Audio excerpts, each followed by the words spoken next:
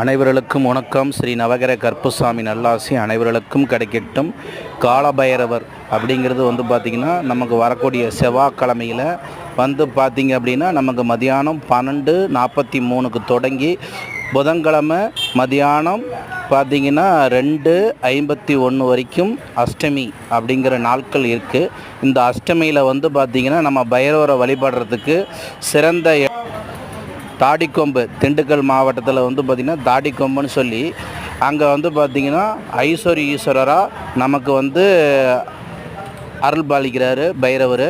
அதே சேலத்தில் ஊத்துமலையில் பார்த்திங்கன்னா பைரவர் சிறப்பாக வழிபடும்.